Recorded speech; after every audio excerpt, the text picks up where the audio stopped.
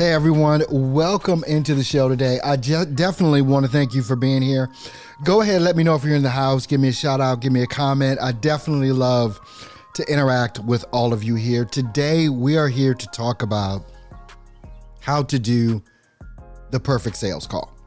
Really, and here's the reason why I want to talk about this. So many people that get into the life insurance industry, which is one of the best industries and one of the best businesses to start, by the way, have this idea that they're not in sales. For whatever reason, it's like this subliminal thing or whatever, but we say that we're here to help people. Hey, good morning, Wanna Bear time. Thanks for being here with us this morning. Definitely appreciate you. And sales has become this dirty word. And I started, I talk to so many different life insurance agents every single week. And last week was no different. And one of the things that we started discussing and that I started showing was that sales is actually love. And I learned this some years ago from one of my mentors, Lindsay Wilson.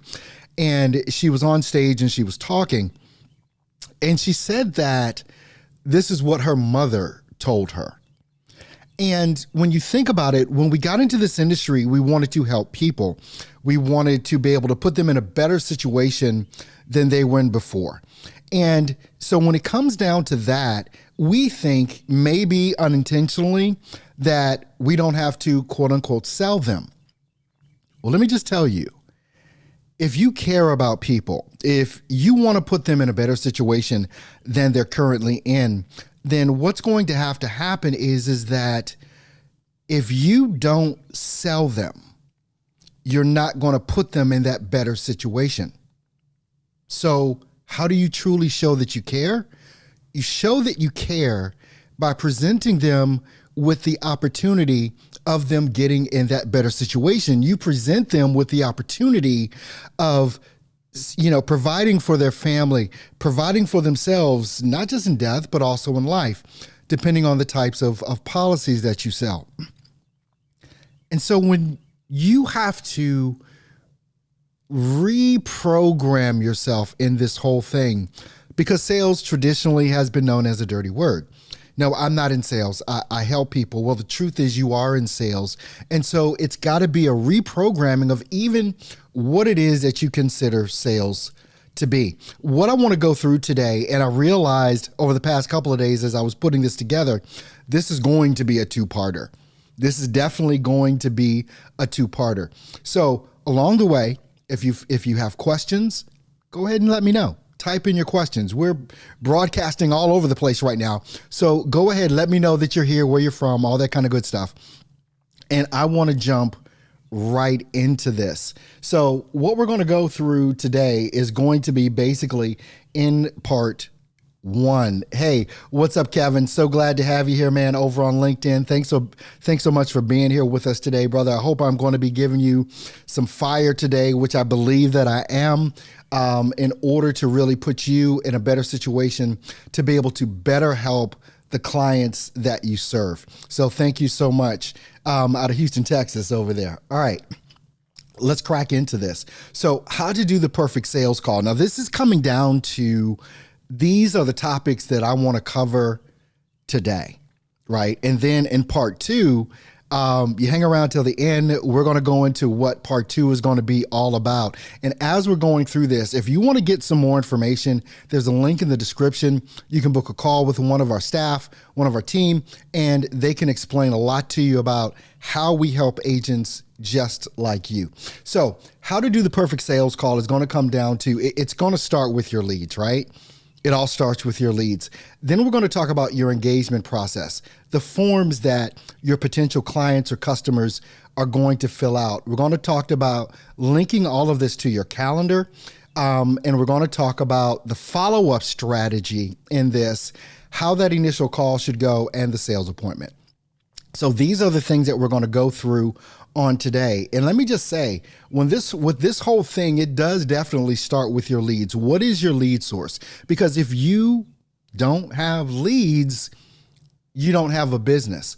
But it's what you do with those leads and the manner that you handle them that is really where the rubber meets the road, and how it is that you're going to be able to help those people, love on those people that need to go ahead and get that insurance policy going. So it starts with your leads. This is whether you're buying leads. This is whether you are, using what we show you how to build, which is an automated, predictable lead generation system, which we have the best one on the planet, quite frankly. So let's pop off into this. So the first thing starts when these leads come in, and this is in particular for you folks that are out there, you independent life insurance agents that are building your own automated, predictable lead generation system.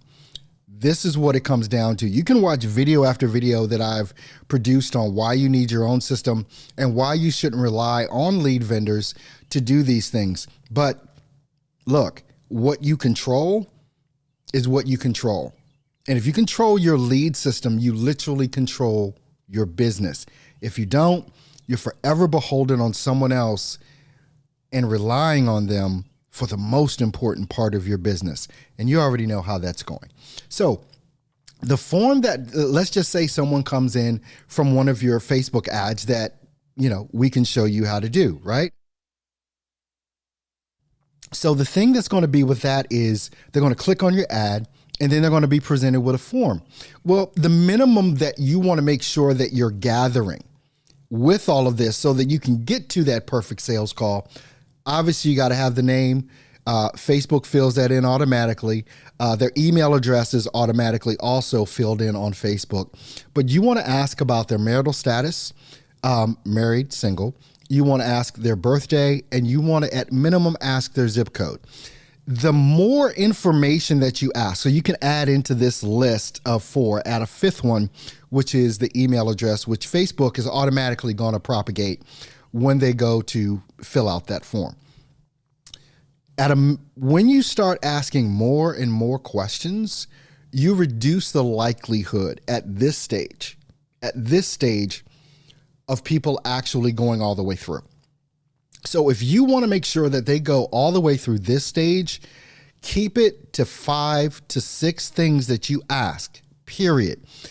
Don't have anything on there that's outlandish or crazy, like, well, you can't ask how much money someone makes or anything like that. Keep it super simple with what Facebook already shows you how to set up. And by the way, if you do have questions during this, feel free to type in those questions, because I love to answer these questions, and we're going to go through all of them at the end of this as well.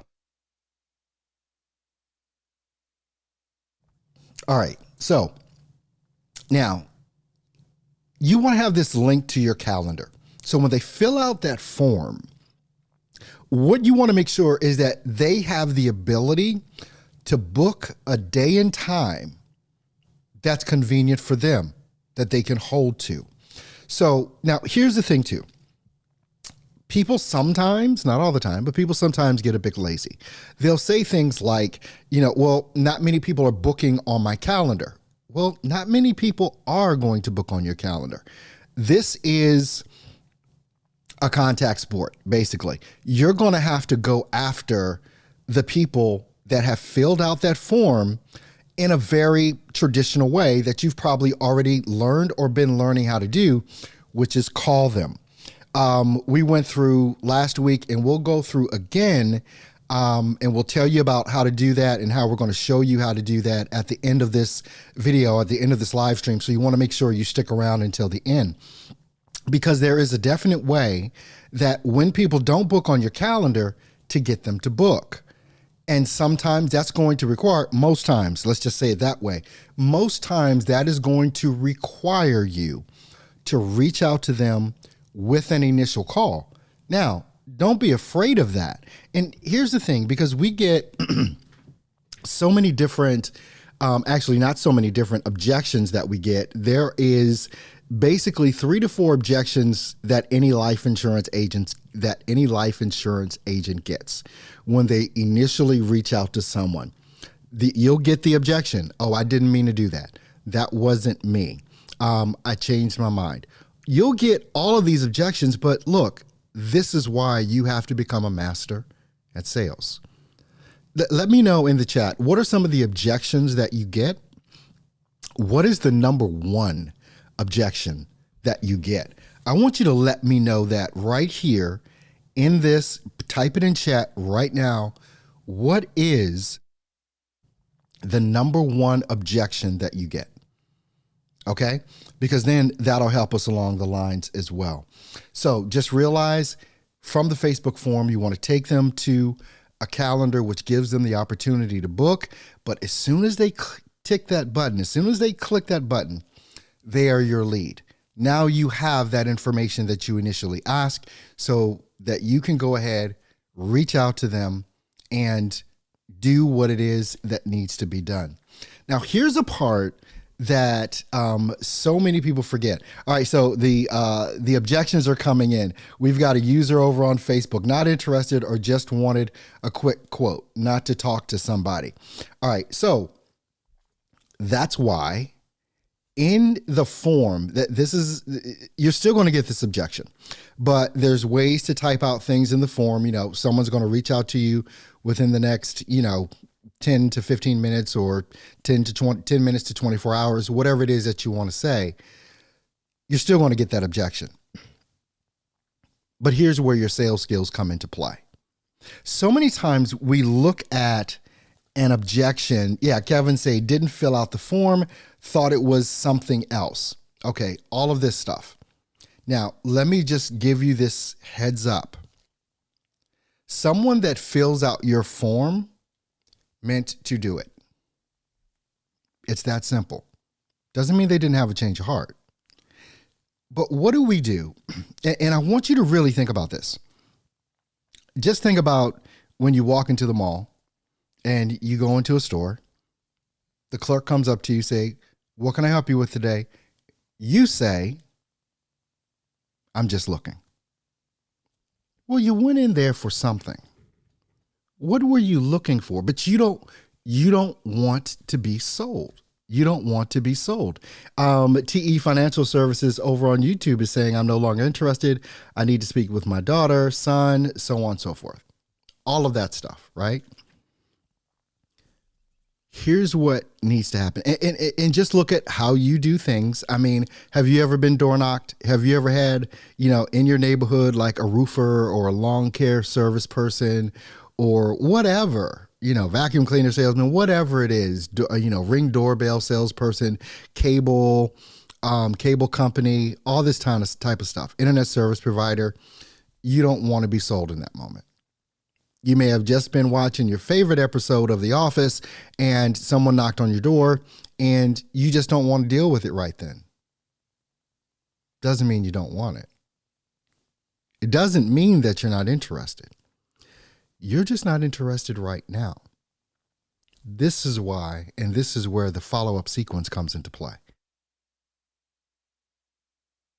TE Financial Services says, I need to speak with my daughter, my son. They'll say, I need to speak to my husband. I need to speak to my wife, partner, whatever it is. It's basically a way to get you off of the phone. But here's the thing, and this is what I told people on last week. When you're looking at overcoming objections, and we'll probably do a whole show on that one as well. But let me give you this tip. And no one does this. And I'm not sure why no one does this. We listen to trainings, all these types of things on how to overcome objections. We listen to other people talk about it, but here's what we don't do. And this is what I am telling you and what I've told others to do. There's only 3, 4, 5 objections that you get. Do you know how powerful that is in itself? That we only get 3 to 5 objections. And there's only 3 probably that we get all the time, over and over again. The ones that you folks have already put up. But here's the thing that no one does. Write down the objection and write down 3 to 4 ways to overcome that objection. No one does this. The reason I'm saying write them down and write down what your response will be is because in the moment that someone gives you that objection, you don't know what to say. You really don't know what to say. But if you have the objections written down, typed out, whatever it is you want to do, but I suggest writing them down and writing down what your response will be.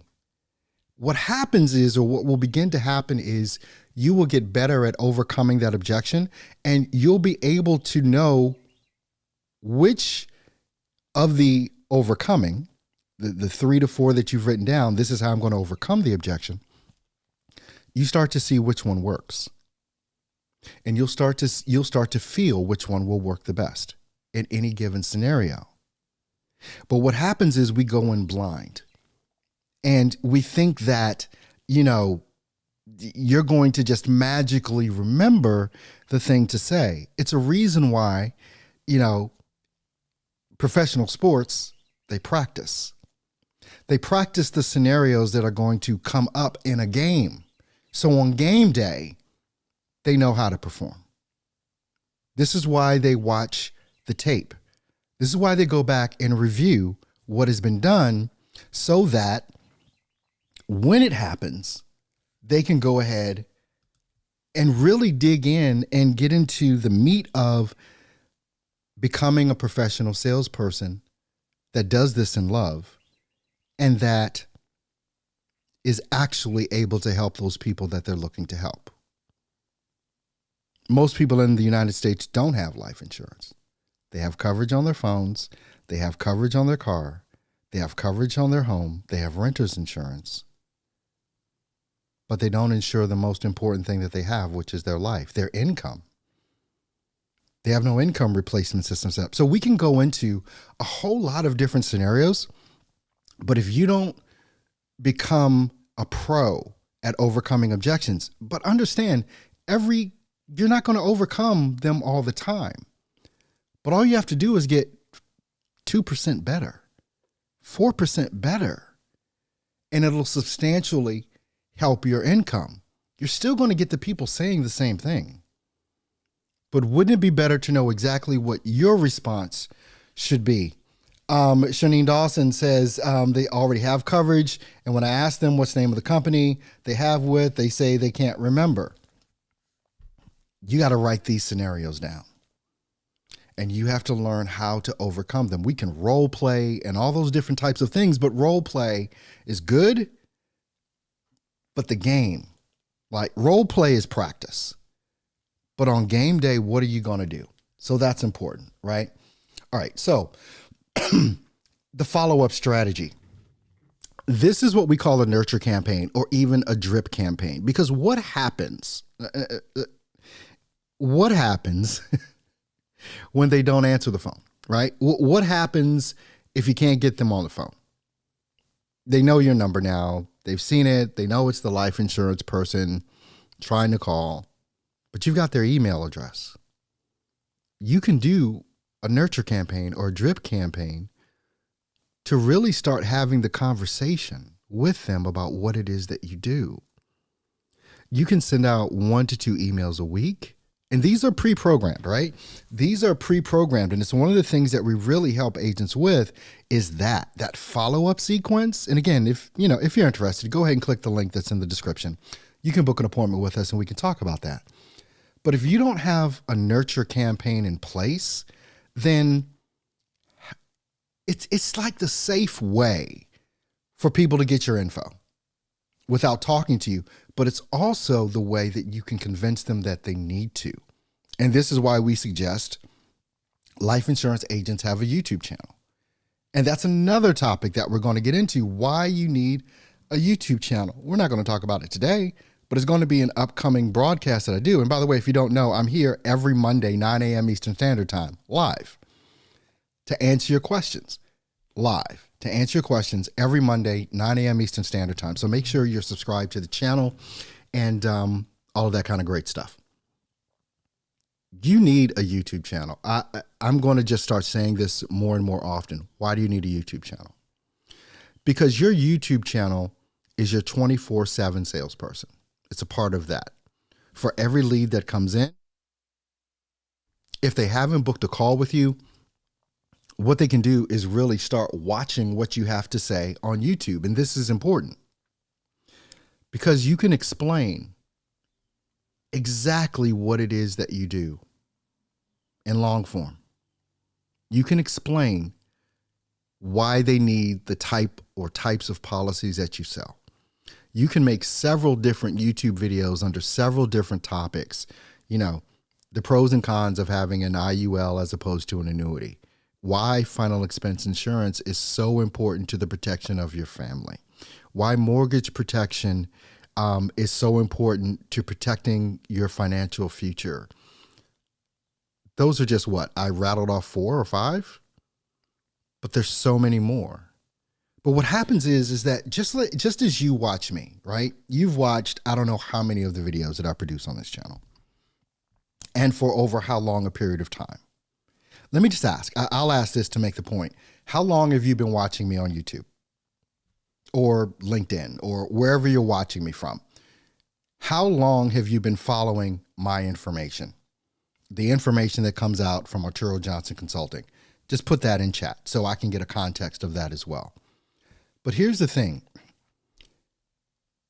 When you're putting out content to a very specific audience, and they're on your email list, so they're getting your emails, and each email can have a link to a video. You have yet another opportunity to talk to them. You have another opportunity to convince them and to showcase what it is that you know and how and the depth of knowledge that you have. All right, we've got a Facebook user over there saying they've been following us for a month now. Awesome. Thank you so much. Definitely appreciate it. But here's the thing. When people follow you for a length of time, like a month or more, let's just put it that way, they start to feel as though they know who you are. And you become that, you develop that know, like, and trust factor. I don't know what just happened to my computer here, but it just went off. All right. Deirdre, brand new. Thank you. Subscribe to the channel. Hopefully you did that already. I definitely hope that you subscribe to the channel. And if you didn't, hey, there's a reminder right there. Go ahead and subscribe to the channel. Tick the bell so that you get reminded when I go live or when a new video is uploaded. So that's important. All right. Good morning, Miss Washington. Thank you so much for being here. Shernine Dawson says she's been following me for 3 months over on YouTube. Thank you so much. Definitely appreciate you. I remember you were here last week as well. The thing about this, another Facebook user just at a year now that they've been following. All right. the thing about this whole thing that I'm trying to convince you of, and some of you will jump on this, some of you won't, is that when you have that nurture campaign coupled with a YouTube channel, then what happens is you develop and deepen that know, like, and trust factor that someone has for you. Because not everyone is going to book on your calendar. One, most people won't. It's going to be, basically a part of your job to go ahead and reach out to them via phone, all that other kind of stuff, text messaging and everything else. But when it comes down to it, not everyone is ready to buy just because you want them to buy.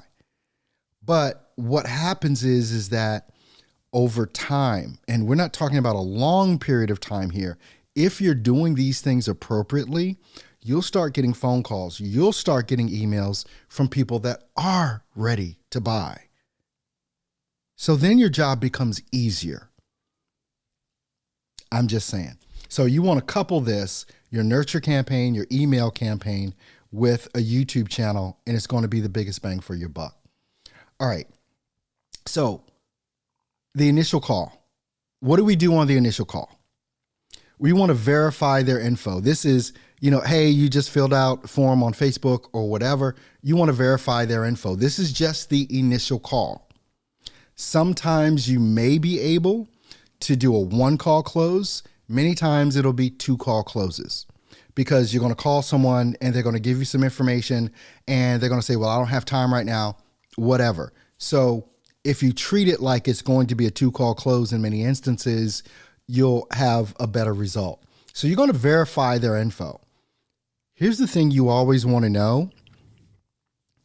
Why did they click your ad? If you don't know that, you don't know why they're on the call, it's going to be harder to make the sale. Here's why. So many times we think that we're supposed to sell them a policy and we have our reasons why we think they ought to buy it, but we don't know the reason why they want to buy it. We don't know why they're there. And when you know why they're there, guess what? You don't have to sell them a policy, even though that's ultimately what's going to happen. You just have to sell them what they want. You just have to sell them what they're afraid of or whatever. It's like, well, I don't want, my kids to have to bury me. Okay. Or pay for my burial. Okay. Now you know. Now you know why. And so you can always reference that why, because they gave you that why. And the better and deeper questions that you ask around that initial thing creates a deeper result that'll lead to a sale. Because if someone says, well, I don't want my kids to have to pay, for my funeral, I don't want them to have to come out of pocket. Oh, wow. Well, how old are your kids? Okay. Awesome. What do they do? Wow. So, well, I know that you're, really concerned about your family. It obviously shows, but why else did you click the ad? You always want to ask the why else. You always want to go to the why else as well. Once they answer that first question and you go 2 or 3 questions deep on that, well, what else made you click the ad? What else made you reach out? You want to get as much information, and it's not about the demographical information, even though all of that is important. Name, weight, height, date of birth, all that stuff is important, but it's not their why. This is what is going to start separating you and elevating you above the average salesperson and the elite salesperson. Just this one couple of things right there, right? All right, then you want to verify the budget. Okay, well, look, we're going to book an appointment for a couple of days later. We'll get to that in a minute. But just so I can go and get you an appropriate quote, what's the budget you want to stay within, per month? What's going to be comfortable for you? And even when they give you the number, you want to ask that question again in a different way. Okay, you said, $80 a month, but look, I really want to make sure that this coverage sticks with you and it never, ever becomes a problem. I care about you, and I don't want this to happen where you come on, you get a policy, but then you can't keep it. So what's the real number? Like, where do you really want me to stay within so that this does not hurt at all? And then if, they'll tell you some other information, and sometimes you may have to help them find the money. How many times do you eat out a week? How many different streaming services do you have that maybe you're not watching right now? That's $9 a piece, $14, $15 a piece. And to be honest, if a lot of people are like me, I have streaming services I don't even know at this point because I got kids and they keep adding on, So these types of things are important to know and to really help them become a very good steward of the money that they have. And I'm hoping this is making sense as we're going along. All right. So you also want to let them know what to prepare for. Once they, have made the appointment or whatever, this is how this should go. You want to let them know. And let me just say, for whatever reason, I already know you're going to be scared to ask these questions. I already know this, but you need to ask these questions. All right. So prepare them for what they need to have the appointment. Hey, good morning, Brandon. Glad to have you in here. So what does this mean? You already got the budget. You know how much money they can or are able to spend. Okay, your job is super easy now. I need your spouse to be there on the call. I need you to have your driver's license and your banking information. I need you to have any policies that you have currently. Just go ahead and pull them out so that we can see what you have in place, if they have anything in place. Many times they won't. But you want to make sure that they're prepared for the call. If they're not prepared for the call's not going to go well. And you're going to be fighting uphill battles. I want to know on this initial 10, 15-minute call, the discovery part, basically, I want to know right then and there the roadblocks that I need to overcome. I want to not make them viable. So I'd rather ask them these questions right now than when I ask them 30 minutes into appointment, they give me pushback. I want the pushback now. Okay, I want the pushback now. Well, why do I need my banking information? Why do you need that? I don't need it right now, but potentially we'll need it because if we're going to put something in place, we can put it in place that day or any date in the future that you would like it to start. But if you have that information and I've been able to prove to you everything that, all the stuff that you need, if you feel comfortable, then we can just go ahead and move forward. If you're not comfortable, we don't have to. Okay? Okay. You're going to need their social security card, all this. Let them know what you need so that the next call is going to go smooth. The reason I say people are afraid to ask those questions is because you're asking the question wrong. And this is why, and we're about to get into this, what's going to happen here, because I promised you something at the end of this. You want all this stuff to be ready to go, and you've dealt with all of those objections up front already. Okay? You've dealt with all of the objections up front already. And now on the sales appointment, it's not a lot of chit chat. It's like, okay, Mr. Williams, your wife there with you? Okay, great. All right. Hi, Mr. Williams. How you doing? Okay. Did your husband explain everything to you that we're going to be doing today? Well, no, he didn't. Well, Miss Williams, we're here to make sure that you're protected. Let me just tell you, if let's just say it's the man that you've booked the appointment with, it's the woman that's going to make the sale. It's the wife that 9 times out of 10, 7 times out of 10, wherever you want to call it, is going to make the sale. Because so many times women control the finances in homes today. I know my wife does, right? So it's a thing. And the woman is going to be the beneficiary of all of this. She's going to be the one. We know men usually die quicker than women do. She's going to be the one that has to deal with the fallout once her husband passes away. Whatever. She's the one that's going to have to make sure the house is covered. She's going to be the one that have to make sure the kids are taken care of. She's going to be the one that has to, all of this stuff.